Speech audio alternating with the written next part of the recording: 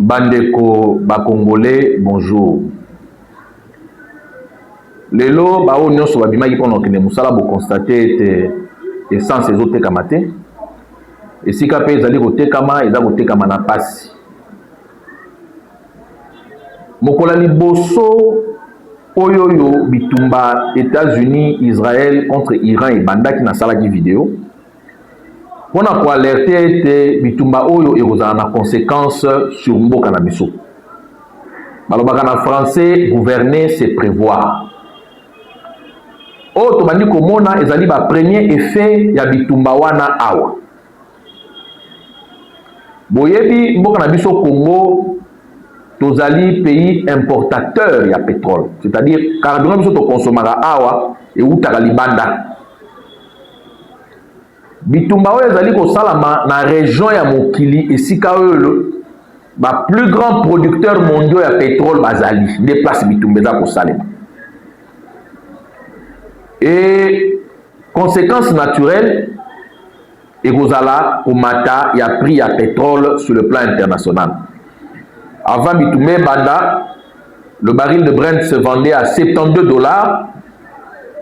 Les loyo baril et l'équipe bar à $110, $120. Et ça que de certains disent que tu recommandes à $200 le baril. Bitumba oyo batwa kokaniseza musika et qui pour entraîner une crise économique plus grave que crise haute au monde en 2008-2009. Bon, c'est rappelé, en 2008-2009, tant que moi, entreprise minière et qui moi mingi na Congo, na Kamoko matamuke vers 2007-2008, crise en 2009 et bandi la crise de subprime aux États-Unis, où il entraîné la chute, il y a certaines banques aux États-Unis, la Lehman Brothers. On avait ici des politiciens qui passaient à la télé et même des membres du gouvernement qui disaient que crise wane kozala na impact te pa na biso.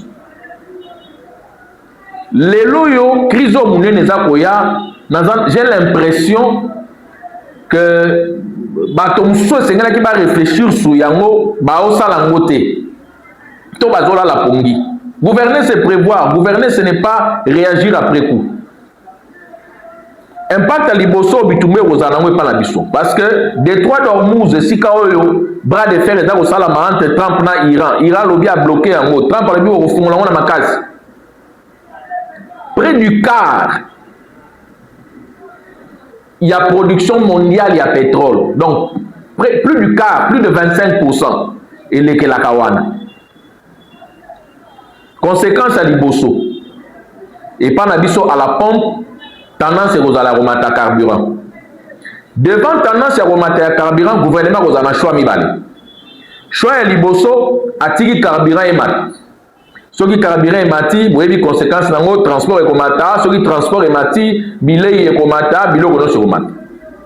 Choix est mibale à empêcher carburant et mata, donc il faut subventionner davantage l'entreprise où était le pétrole.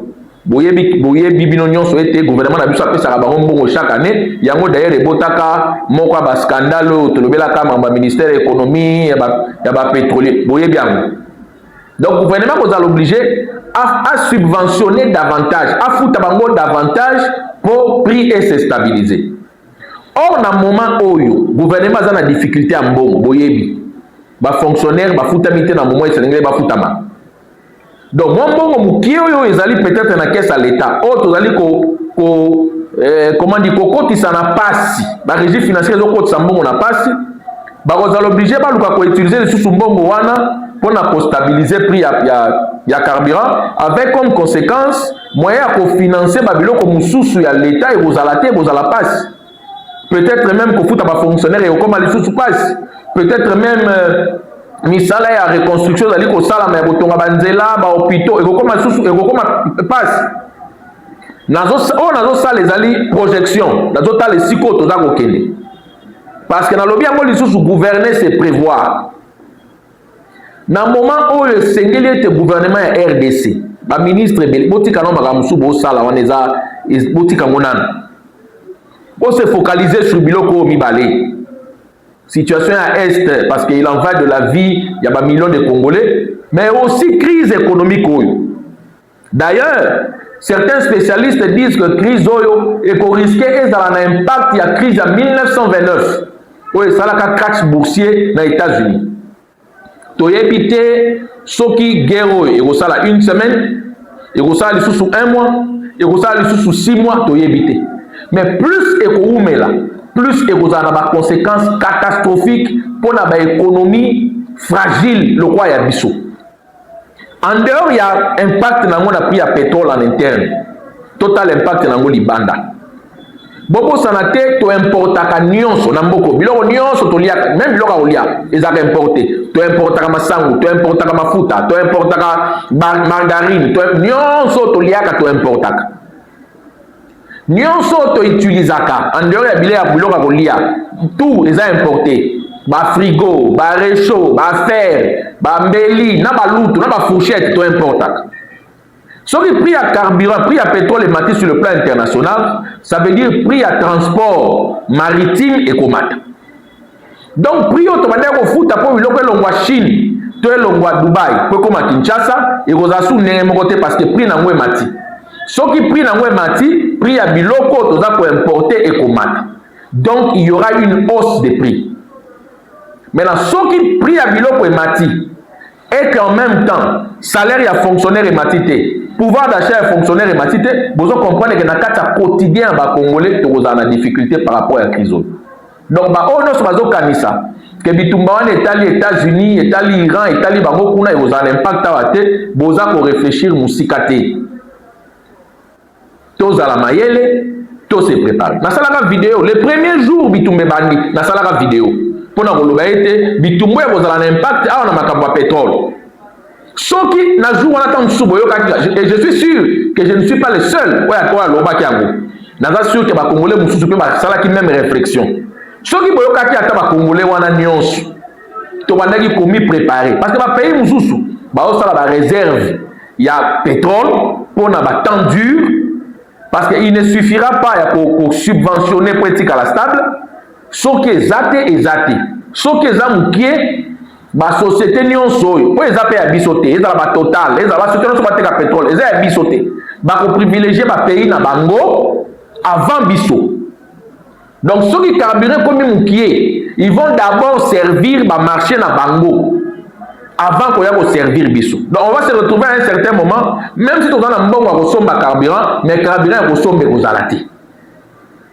Donc, on a 5 ans gouvernement national, gouvernement nabiso, maman souminois, na équipe na enyonso, bazwa likamboyo avec tout le sérieux possible.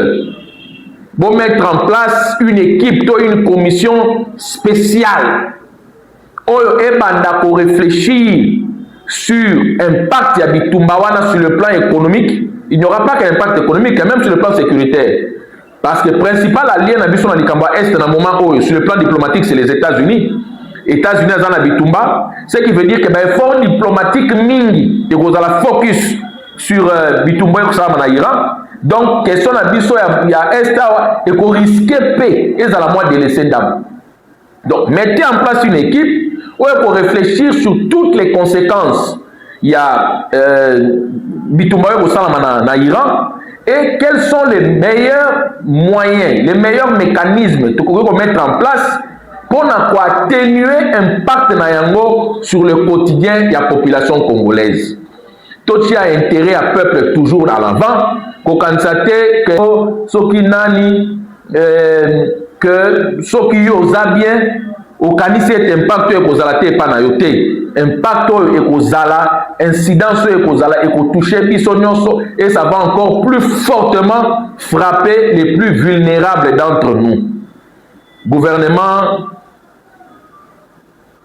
prendre les devants, koya lokola sapeur pompier te ou tiki moto epeli apoko moluka kobomango za lokola moto atanga ba signe précurseur en amont ou azwaka ba mesure ya encadrement.